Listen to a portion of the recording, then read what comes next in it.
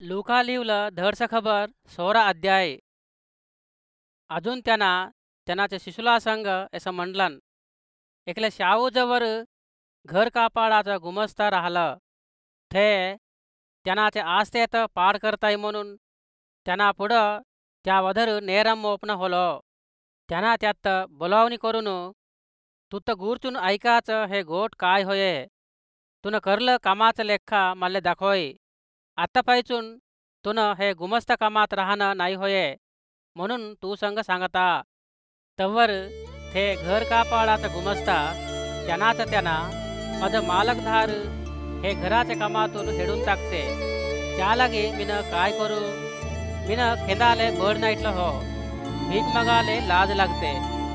मत्त घर कापाडाच्या कामातून हेडून टाकले तवर बजा मत्त त्यांचे घरनात तेरचून घेवाले काय करू की मल्ले भरकस म्हणून घेतलन.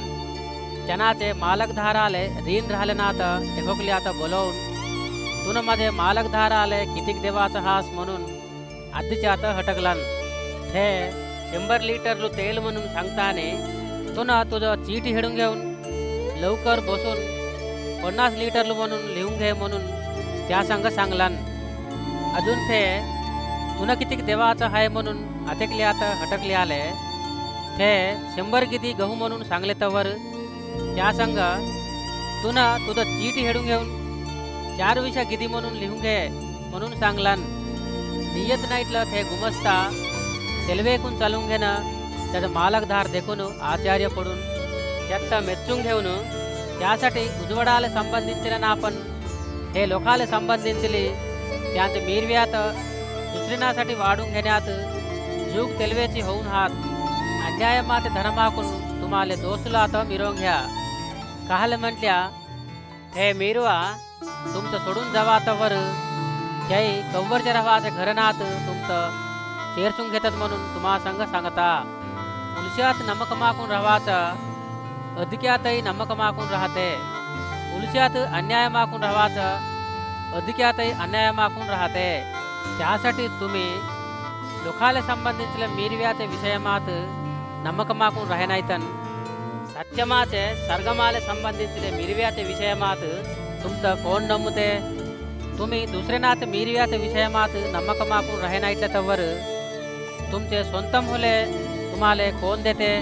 कोणतं सेवकुड होले कैन योग्य मालकधारणाले सेवा नाही करे. ते एकली आता द्वेषिंचून अजून एकली आता प्रेमिस्ते. नाहीसे गेल्या एकली आता अनुसरिंचून अजून एकली आता सोडून देते. तुम्ही देवात अजून धनमात नाही सेविंचू सका म्हणून सांगलन. मिरव्याले आसपडाचे परशेलाचं गुंपू ह्या गोटी ऐकून त्यांना आता एगताली करत राहिले. त्यांना तुम्ही माणसानाच पुढं नियतीची म्हणून घेवाची हवा पण देवाले तुमचे हृदयाला ठाऊक. माणसनाकून घनांगा यांचबडाचं देवाचे नजरीले असायम.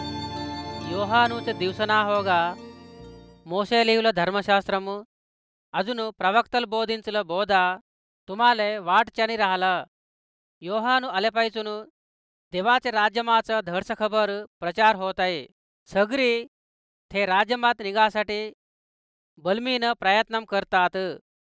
धर्मशास्त्रमात एक लहानसं अक्षरम होले काही चुकून जावाचे पर भुई आभार नासडेम होणं हलकं. त्यांनाचे बायले तर सोडून अजून एकले तर लगून करून घेवाचं प्रति माणूस सिनरकी करताय.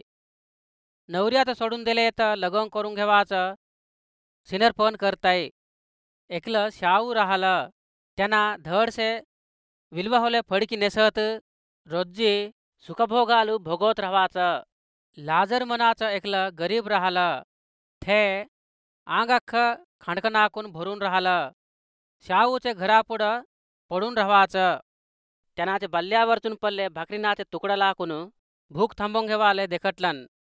तेशीच नहीसे कुत्री येऊन त्याचे खांडकनात चाटत राहिले.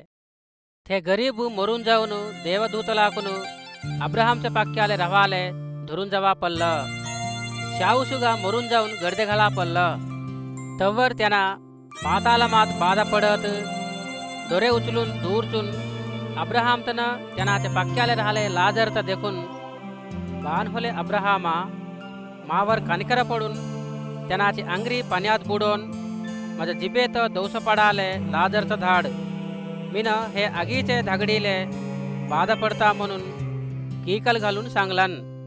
त्या लागी अब्राहम लेका तुन वाचले तिथले दिवस तुले इष्टम होल्याच्याने सुख पडलास तेसच लाजर कसीट भोगलं म्हणून आज करून घे.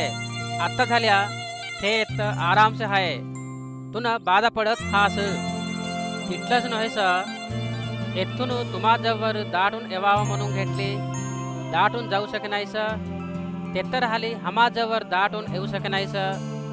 हमालन तुम्हाले मध्ये मोठं अगाधम ठेवून हाय म्हणून सांगलन.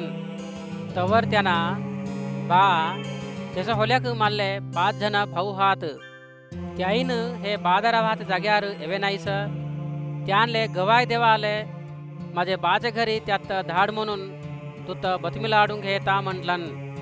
त्यासाठी अब्राहम तुमची भाऊ मोसे अजून प्रवक्तल लिहिवले नात चोदवून त्यांत पाटींचासाठी श्रद्धाकून राहावं म्हणून सांगताने त्यांना बाण होले अब्राहमा तसं नको म्हणू मरले नातून ऐकलं त्यांपायी गेल्याक त्याही मनसू मारसून घेतात म्हणून सांगलन.